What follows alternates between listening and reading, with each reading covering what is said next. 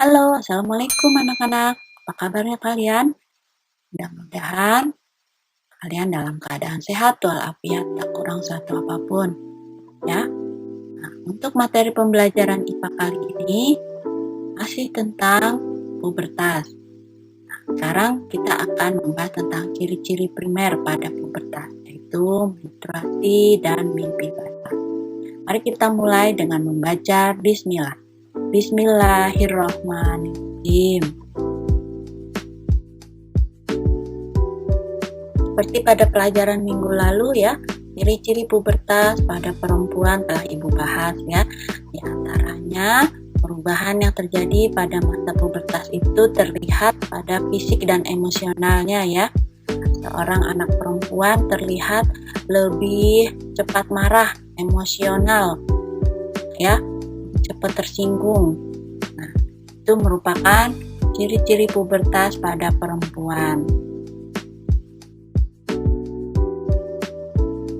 Untuk mengingatkan kembali anak-anak, kalian harus ingat ciri-ciri pubertas pada perempuan ya, terlihat dadanya atau payudaranya mulai terbentuk. Nah, kemudian kulitnya lebih berminyak sehingga lebih mudah berjerawat.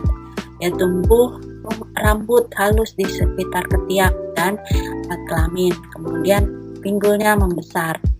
Nah, menstruasi dan haid ini merupakan ciri primer pada ciri pubertas pada perempuan. Nah, kamu jangan lupa selalu Ibu ingatkan ini ciri-ciri pubertas pada perempuan.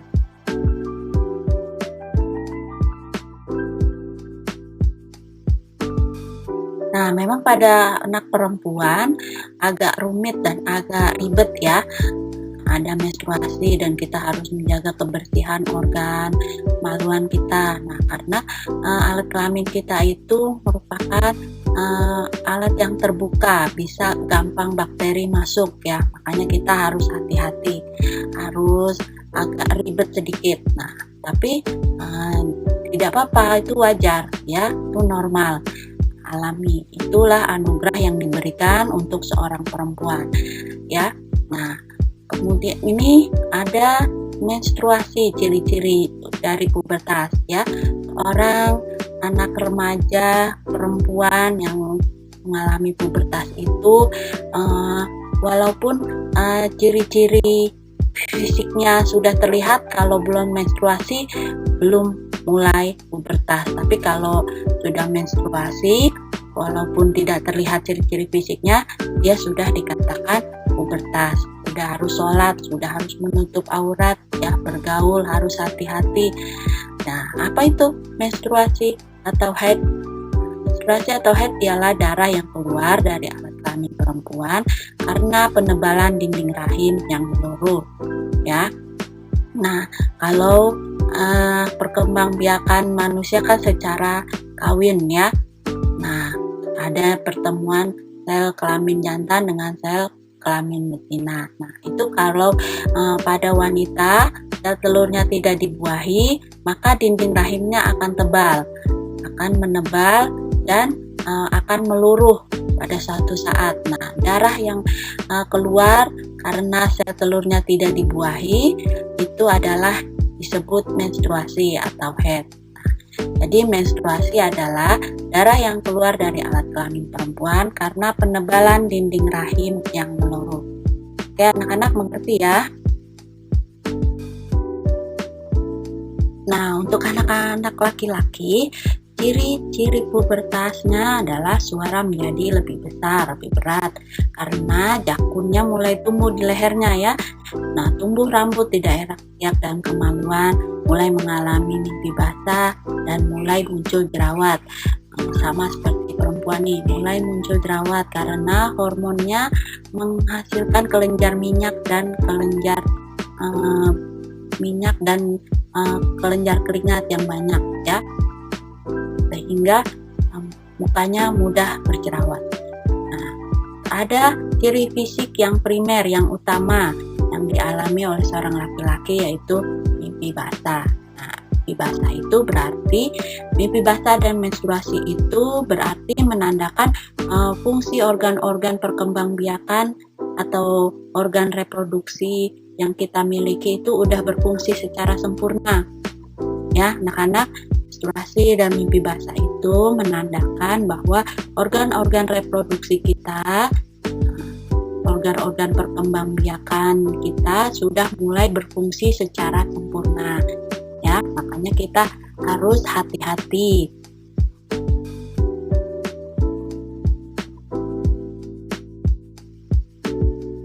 Nah, pada anak laki-laki, kalian sudah tahu belum apa itu mimpi basah ya? Nah, begini, Ibu akan menjelaskan ya. Nah, setiap hari pada anak laki-laki yang telah pubertas, yang telah dewasa itu, alat kelaminnya akan menghasilkan jutaan sperma dan semakin lama akan semakin memenuhi kantong spermanya ya. Nah, karena semakin lama semakin banyak, nah kantong spermanya itu akan terisi penuh. Maka sperma yang ada dalam kantong tersebut akan dapat keluar dengan sendirinya pada saat kamu tidur malam hari ya, tanpa kamu sadari. Nah, sehingga sering kali kamu kira kamu ngompol. Nah, padahal itu adalah yang disebut mimpi basah. Nah, pada saat tersebut anak laki-laki sudah dikatakan mengalami pubertas. Nah, anak laki-laki yang sudah mengalami pubertas dan sudah mengalami mimpi basah, dan anak perempuan yang menstruasi, kalau sudah selesai mensnya harus mandi besar ya, mandi junub. Nah, itu nanti menyangkut pelajaran fikih tentang mandi besar, mandi junub ya. Apa doanya, apa niatnya ya. Itu kamu harus lakukan, kamu harus tahu, jangan sampai kamu cuek saja ya. Itu menyangkut tanggung jawab kita sebagai seorang muslim yang sudah akil balik. Oke anak-anak, kalian tentunya harus mau ya, demi masa depan kita, sebagai kewajiban kita sebagai seorang muslim ya, biar sholatnya sah. Oke.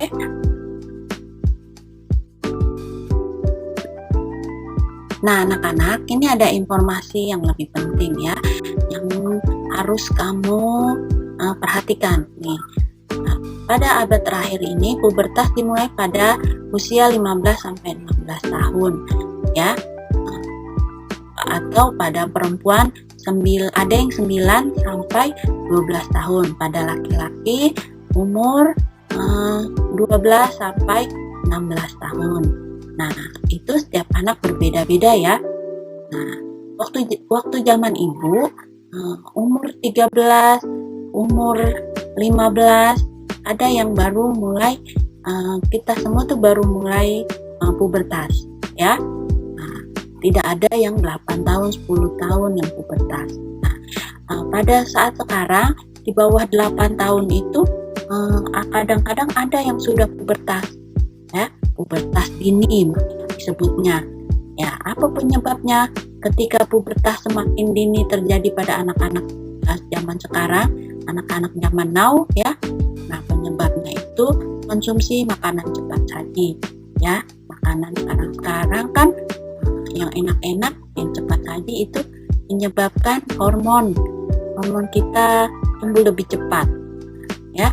Menonton adegan berbau pornografi dan seksual tanpa pendidikan seksual ya, tanpa kita tahu informasi yang cepat, yang mudah diakses oleh anak-anak, itu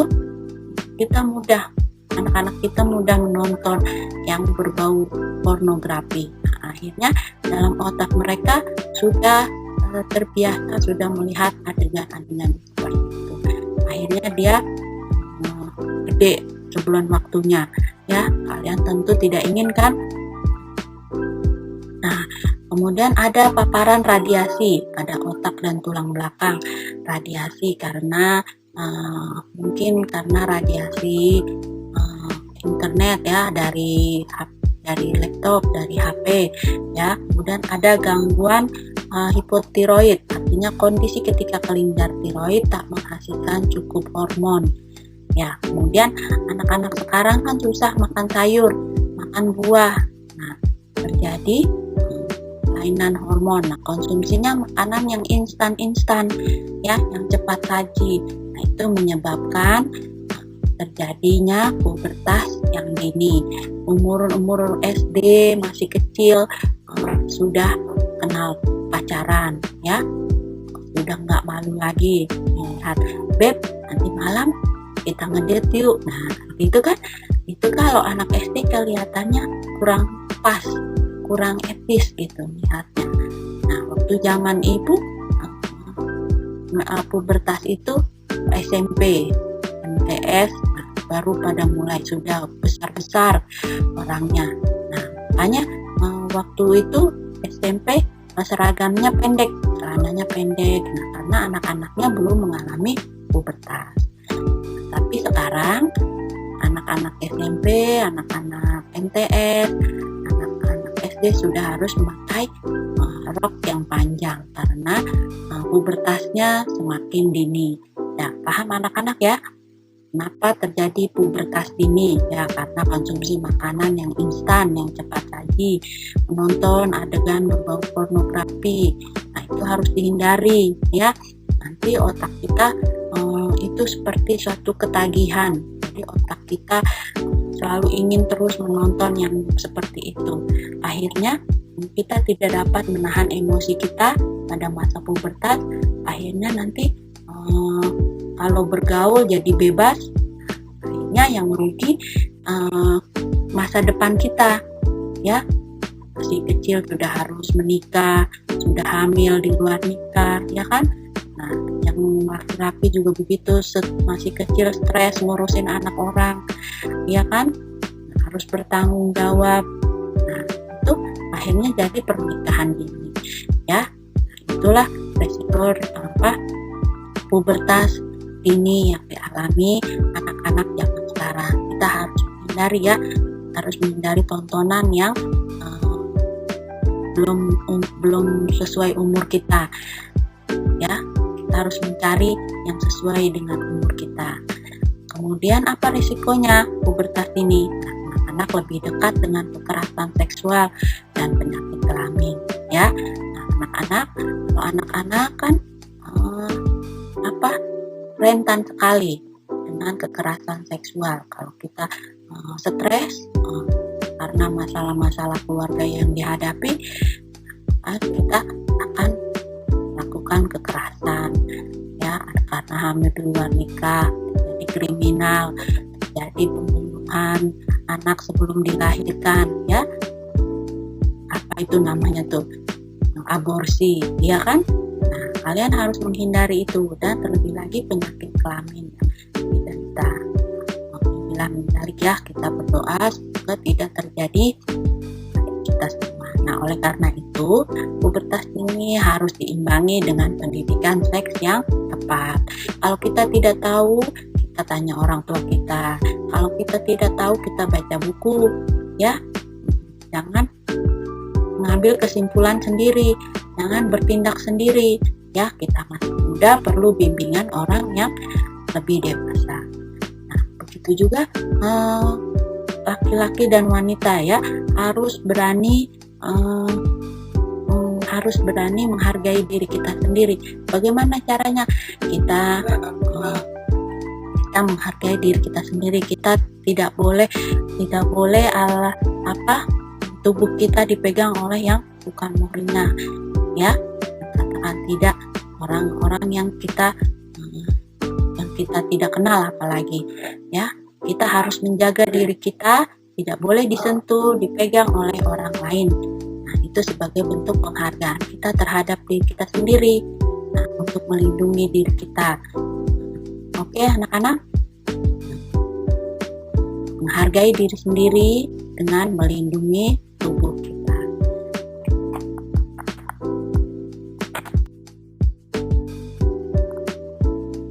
Nah anak-anak, mudah-mudahan kalian mengerti ya apa yang aku sampaikan. Nah sekarang adalah perkembangbiakan manusia. Seperti halnya makhluk hidup yang lain, manusia juga berkembang biak. Manusia berkembang biak secara generatif ya anak-anak. Ingat-ingat, generatif artinya apa? Yaitu melalui perkawinan. Nah, Perkawinan di sini merupakan proses bertemunya sel kelamin laki-laki atau sperma dengan sel kelamin perempuan atau sel telur. Ya, perkembangbiakan manusia secara generatif itu tentu saja melalui proses melahirkan, ya, atau disebut juga vivipar. Nah, seperti halnya makhluk hidup yang melahirkan, ya, manusia mempunyai ciri-ciri makhluk hidup yang melahirkan, itu mempunyai daun telinga, menyusui, mempunyai masa mengandung, ya kan? Masa mengandung manusia itu 9 bulan. Nah, setelah itu baru melahirkan.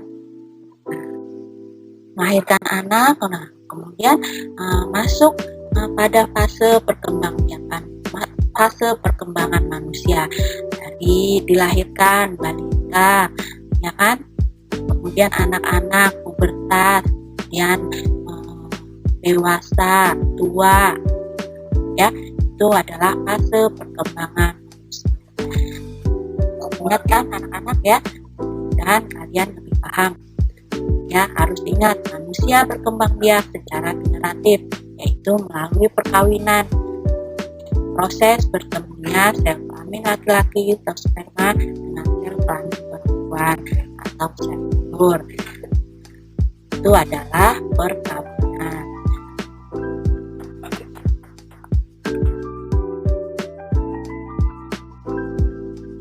Nah, mudah-mudahan kamu paham ya apa yang telah Ibu sampaikan.